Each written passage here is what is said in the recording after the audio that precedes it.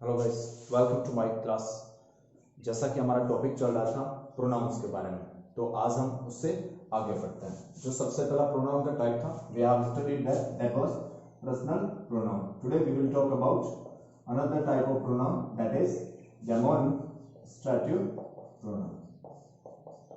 Demonstrative pronoun. Pronoun I told you that it stands for noun, यानी किसके स्थान पर प्रयुक्त होता है, नाउन के स्थान पर प्रयुक्त होता है, उसे हम क्या कहते हैं, प्रोनाउन कहते हैं। अब देखिए, अगला पहला प्रकार जो हमने पढ़ा था दैट वाज प्रॉपर प्रोनाउन और personal pronoun. We have studied in detail. Now we will talk about today we will talk about demonstrative pronoun. What is the meaning of demonstrative? Look in the word demonstrate. Demonstrate का मतलब क्या होता है? इशारा करना, किसी की तरफ संकेत करना, यानी ऐसा प्रोनाउन जो नाउन की तरफ क्या करता हो, डेमोन्स्ट्रेट करता हो, इंडिकेट करता हो, उसे हम क्या कहते हैं, डेमोन्स्ट्रेटिव प्रोनाउन कहते हैं। यानी डेमोन्स्ट्रेटिव प्रोनाउन का मतलब होता है it indicates to particular noun, यानी किसी नाउन की तरफ क्या करता है, इंडिकेशन करता है। पर्टिकुलर नाउन यानी कोई नाउन है, उसको आपको बताना है किसी को इंडिकेट करके, तो उसके लिए हम किसका प्रयोग करते हैं, डेमोन्स्ट्रेटिव प्रोनाउन। नाम से ही पता चल जाए, मोस्ट ऑफ जो हमारे प्रोनाउंस होते हैं उसको आपको रटने की जरूरत नहीं है, क्रैम नहीं करना है। क्या है, सीधा सा जैसे आप नाम देखिए डेमोन्स्ट्रेट, डेमोन्स्ट्रेट एक वर्ब होता है। डेमोन्स्ट्रेट का मतलब क्या होता है, ये देखिए यहां से इतना अलग रखिए, डेमोन्स्ट्रेट इसका अर्थ होता है इशारा करना, वर्ब हो गया। डेमोन्स्ट्रेटिव ये क्या हो गया, नाउन बन गया। और डेमोन्स्ट्रेटिव का मतलब क्या होता है आपका, आप कह सकते हो इसको निर्देशात्मक सर्वनाम हो जाएगा, जो क्या करेगा, किसी न किसी नाउन के प्रति आपको इंडिकेशन देगा। कितने प्रकार के होते हैं, अगर डेमोन्स्ट्रेटिव प्रोनाउंस की बात करें तो ये 4 प्रकार के होते हैं, this, that, these and those. हम इनको क्या करते हैं, 2 भागों में बांट सकते हैं। इसको डेमोन्स्ट्रेटिव प्रोनाउंस को भी हम किस में बांट सकते हैं, 2 भागों में। And what were that 2 types? First is singular demonstrative pronoun and the second is plural demonstrative pronouns. How can we do this? Look here. Singular. There are 2 singular demonstrative pronouns. First is this and the second is that. And the plural are these and the second is those. तो total कितने हो गए आपके पास में, 4। तो demonstrative pronoun होते कितने हैं,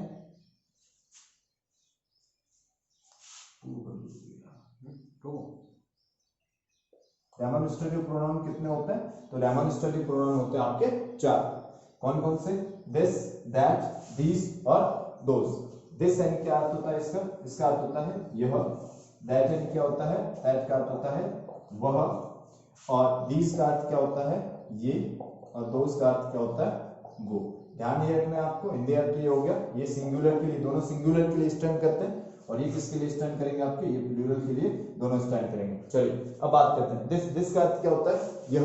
ये हमेशा किसके साथ आएगा, सिंगुलर के साथ। लेकिन थिंग शुड बी नियर, यानी चीज क्या होनी चाहिए आपके पास में, नजदीक होगी, तभी आपको दिस का यूज करना है। दैट थिंग शुड बी फार, यानी चीज अगर क्या है आपके पास में, दूर है, तब हम इसका प्रयोग करते हैं। अब चीज कोई प्लूरल है और नियर है तो दिस का यूज करना है। अगर कोई चीज प्लूरल है और दूर पड़ी है, that we will use far for those, यानी दोस का प्रयोग करेंगे इसके लिए, दूर की चीज के लिए।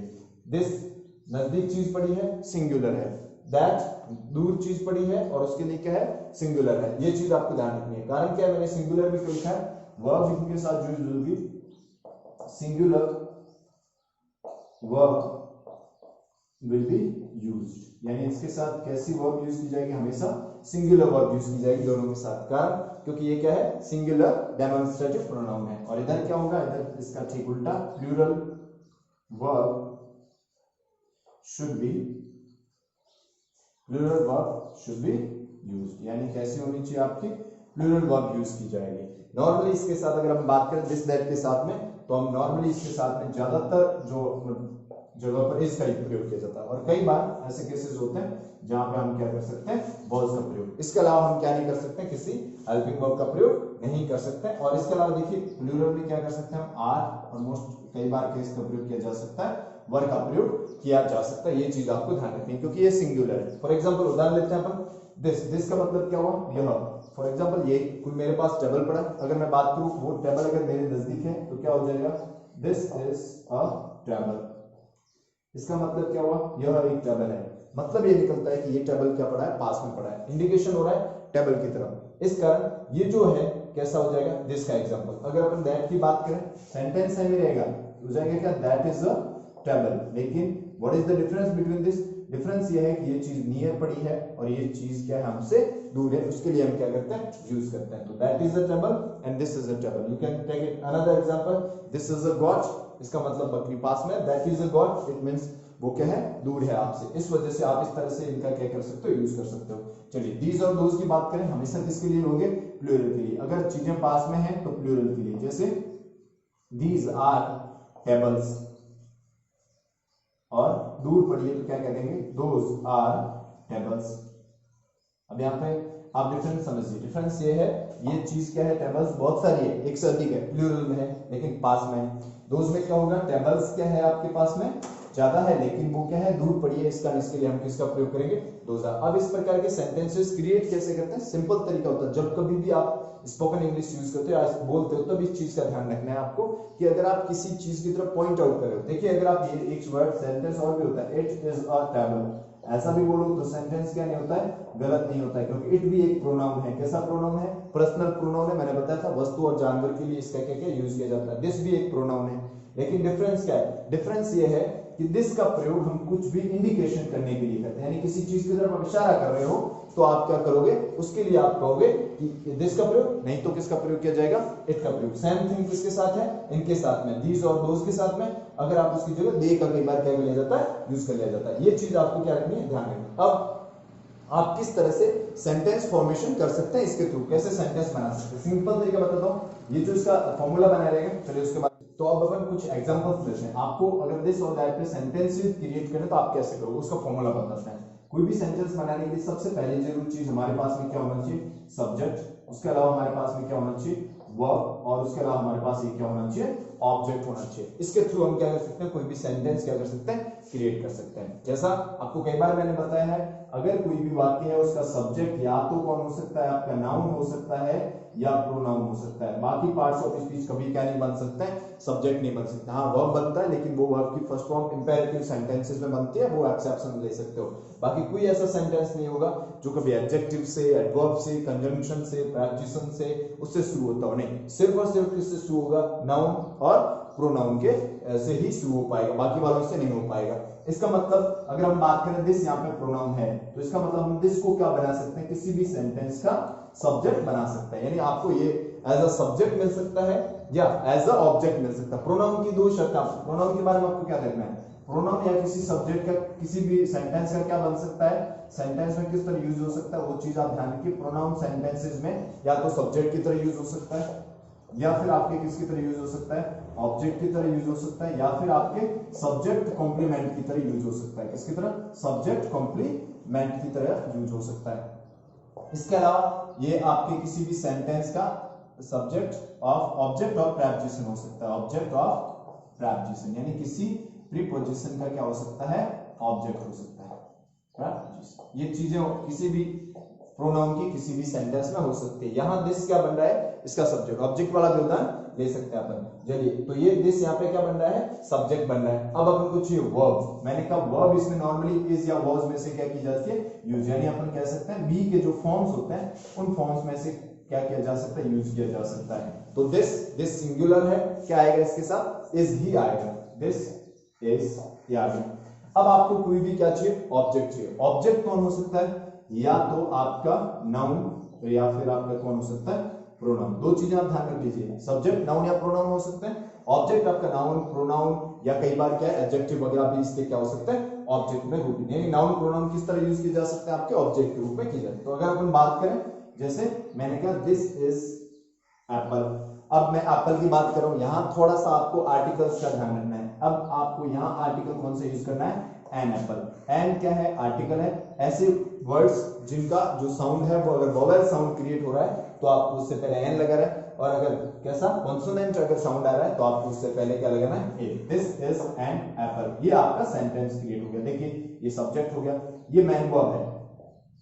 मैन वर्ब कैसे है, मैन वर्ब देखिए इस वाक्य में कोई और वर्ब नहीं है, एप्पल क्या है, नाउन। जब वाक्य में कोई और मैन वर्ब नहीं हो तब ये हेल्पिंग वर्ब यानी is are am was verb जो भी की फॉर्म्स होते हैं ये मैन वर्ब की तरह काम करते हैं। इस वजह से यहाँ पे किस तरह काम कर रहे हैं, मैन वर्ब की तरह। और ये जो एन एप्पल है ये आपका ऑब्जेक्ट, एन तो क्या हो जाएगा आपका आर्टिकल हो जाएगा, ए एन तीन आर्टिकल होते हैं उनमें से एक है, और एप्पल क्या हो जाएगा। अब आप ये नहीं कहोगे कि एप्पल ये क्या है, इसका ऑब्जेक्ट ना होकर के इसका क्या है सब्जेक्ट कॉम्प्लीमेंट है, क्योंकि ये किसको ऊपर किसको थ्रू हो रहा है, दिस क्या है, दिस एप्पल है, तो इस वजह से ये चीज उस पर लागू होती है, ये सब्जेक्ट कॉम्प्लीमेंट हो जाएगा। चलिए ये चीजें आपको ध्यान रखनी है कि दिस इज एन एप्पल, इस तरह से आपके इसको मैं नेगेटिव में चेंज कर सकता हूं, यानी जैसे दिस सब्जेक्ट हो जाएगा, नेगेटिव में क्या होता है नॉट लगता है, this is not a book, यानी ये किताब नहीं है। इस तरह भी सेंटेंस क्रिएट किया जा सकता है। अब अपन और उदाहरण लेते हैं इस तरफ दैट में।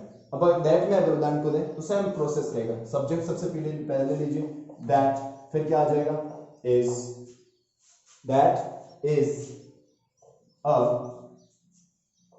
Good story, that is a good story, यानी ये क्या है अच्छी कहानी है। दैट क्या हो गया आपका सब्जेक्ट, क्योंकि दैट क्या है प्रोनाउन, और किसी भी वाक्य का सब्जेक्ट कौन हो सकता है, या तो नाउन हो सकता है या प्रोनाउन, इसका मतलब ये सब्जेक्ट हो गया।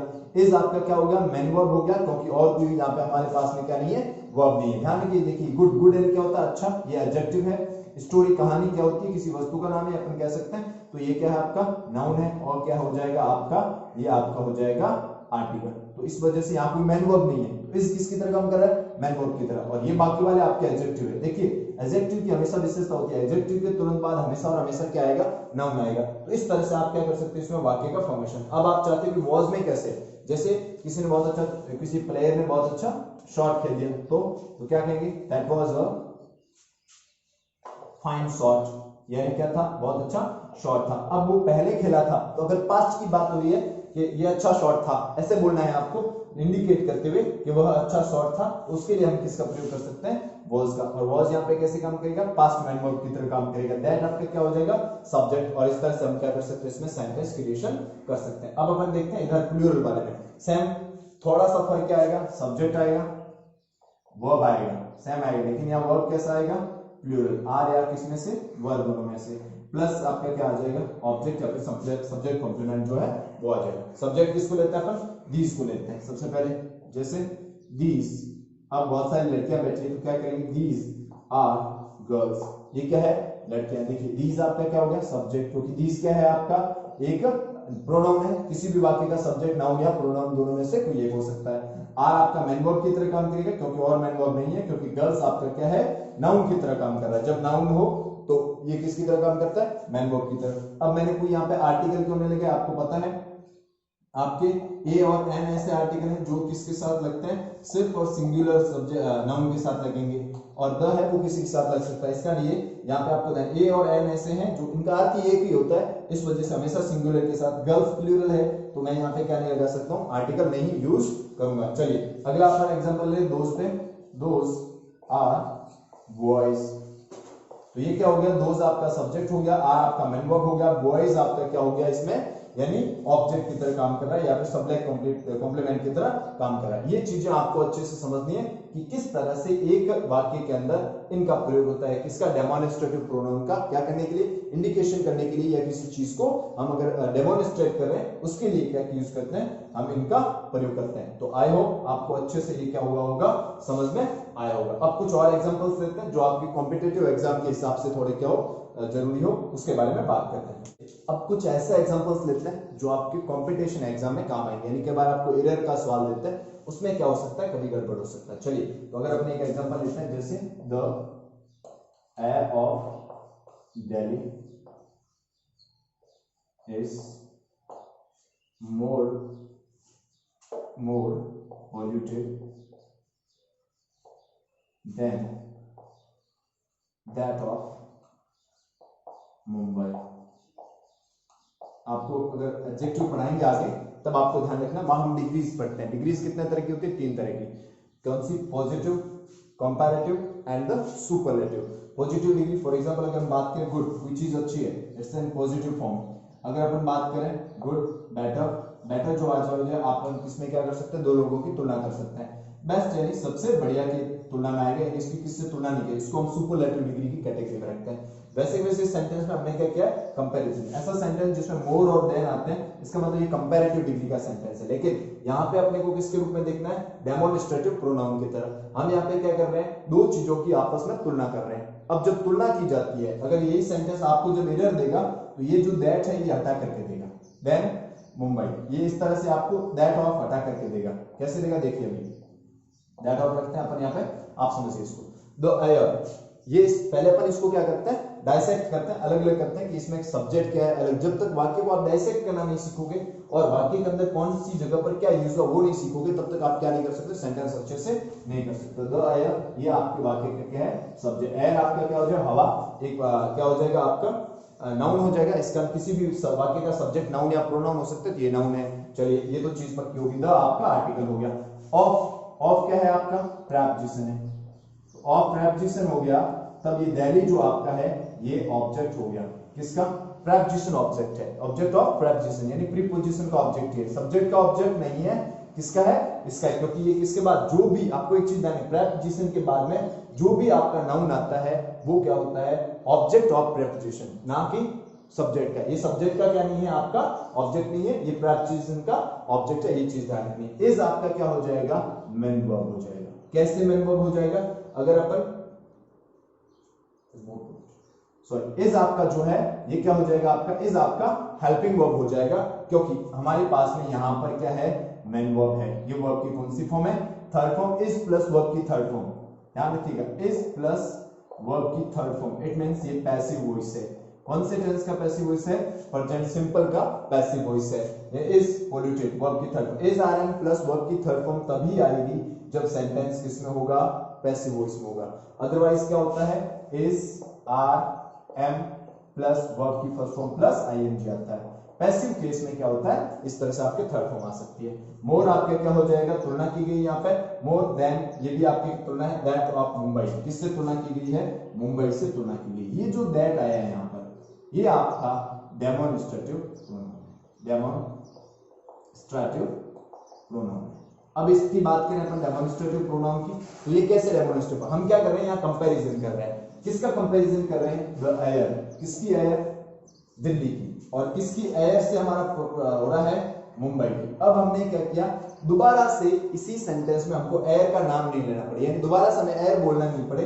इसके लिए हमने क्या किया, इंडिकेशन कर दिया, डेमोन्स्ट्रेट कर दिया दैट को, किसके लिए, एयर के लिए। इस कारण ये जो दैट है ये डेमोन्स्ट्रेटिव प्रोनाउन है, और किसको रिप्लेस कर रहा है, एयर को रिप्लेस कर रहा है। अगर अपन करें देन एयर ऑफ मुंबई लिख दें तो भी सेंटेंस सही है, लेकिन दोबारा एयर लिखने के बजाय हम डेमोन्स्ट्रेटिव प्रोनाउन का क्या करते हैं, यूज करते हैं। तो ये दो चीजों का या कंपैरिजन हुआ, ये चीज आपको ध्यान रखनी, ये काम होता है आपके डेमोन्स्ट्रेटिव। अब एग्जाम में जब सवाल पूछा जाएगा, आपको ये दैट हटा करके दीजिए, दैट ऑफ मुंबई हटा कर दे दिया जाएगा।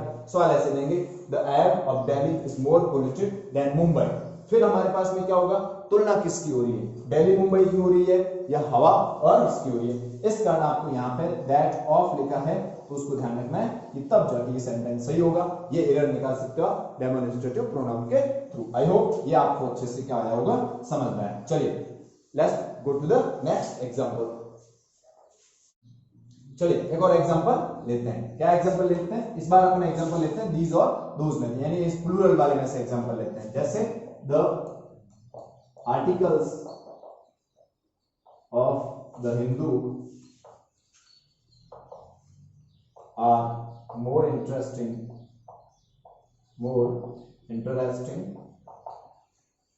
than those of the Times of India। हम यहाँ कंपैरिजन कर रहे हैं, फिर से ये कंपैरिजन वाले में इसका एरर का सवाल आता है, इसलिए अपन कंपैरिजन कर रहे हैं। कंपैरिजन यहाँ पे देखिए देन लगा हुआ है, यहाँ पे क्या लगा हुआ, मोर लगा हुआ है, इसका मतलब कंपैरेटिव क्या है, डिग्री यूज हुई है। अब देखिए articles of the Hindu are more interesting than those of the Times of India. यहाँ कितने अखबारों की बात हो रही है, दो अखबार की बात हो रही है, द हिंदू अखबार की and the Times of India newspaper की। अब इसमें किसकी तुलना की जा रही है, द आर्टिकल्स की, यानी जो आर्टिकल लिखे जाते हैं उसके अंदर जो लेख लिखे जाते हैं उनकी तुलना हो रही है। अब अपन बात करें, पहले इसको डाइसेक्ट कर ले, द सब्जेक्ट द आर्टिकल्स क्या हो जाएगा सब्जेक्ट, क्योंकि आर्टिकल्स जब प्लूरल बन रहा है, देखिए सब्जेक्ट एक नाउन की एक अच्छी विशेषता होती है, नाउन का हमेशा क्या बनेगा प्लूरल बनेगा। किसी चीज का अगर प्लूरल बन रहा है तो समझ लेना वो नाउन है। किसी अगर शब्द का क्या हो रहा है फॉर्म बन रही है वर्ब की, जैसे प्ले प्ले प्लेड हो जाए, या फिर आप पोल्यूट पोल्यूटेड पोल्यूटेड हो जाए, अगर वर्ब की फॉर्म बन रही है तो वो वर्ब है, ठीक है। और अगर उसका डिग्री बन रहा है जैसे गुड बेटर बेस्ट वैसे बन रहा है तो वो हमेशा एडजेक्टिव है। ये तीन चीज आप समझिए, किसी शब्द का अगर प्लूरल बना हुआ है तो हमेशा और हमेशा क्या होगा नाउन, और किसी वाक्य का सब्जेक्ट हमेशा क्या होता है नाउन होता है। तो द आर्टिकल्स क्या हो गया आपका सब्जेक्ट हो गया, द आपका डिटरमिनर हो गया, ऑफ द हिंदू ऑफ आ गया, इसका मतलब ये प्रेपोजिशन हो गया, और ये आपका प्रेपोजिशन का क्या हो गया ऑब्जेक्ट हो गया। आर आपका क्या हो गया वर्ब हो गया। कैसा वर्ब हो गया हेल्पिंग वर्ब, क्योंकि आपके पास में यहाँ पर मैन वर्ब है, वर्ब की फर्स्ट फॉर्म आईएनजी यानी फोर्थ फॉर्म है, मोर देन दोस। ये जो दोस आपका है देखिए यहां से लिया गया है, और ये आपका क्या है डेमोन्स्ट्रेटिव प्रोनाउन। आपको सवाल जब पूछा जाएगा तब ये नहीं कहा जाएगा इसमें से डेमोन्स्ट्रेटिव प्रोनाउन निकालिए, नहीं, इसमें क्या एरर दिया जाएगा, ये दोस ऑफ हटा दिया जाएगा, दोस ऑफ हटा करके द टाइम्स ऑफ इंडिया दे दिया जाएगा। अब आप देखिए यहाँ पे कंपैरिजन किसका करना था हमें, द आर्टिकल्स का। किसका आर्टिकल्स, द हिंदू के आर्टिकल्स का कंपैरिजन हम द टाइम्स ऑफ इंडिया के आर्टिकल्स से कर रहे थे। अगर आर्टिकल्स प्लूरल है, ये प्लूरल फॉर्म है, देखिए यहाँ पे जो द एयर है ये सिंगुलर है, क्योंकि ये एब्स्ट्रैक्ट नाउन है, और एब्स्ट्रैक्ट नाउन हमेशा क्या होता है सिंगुलर। हमने इसका किसके साथ कंपैरिजन किया दैट के साथ, ये भी क्या है हमने सिंगुलर रखा, ना कि दीज और दोज में से लिया।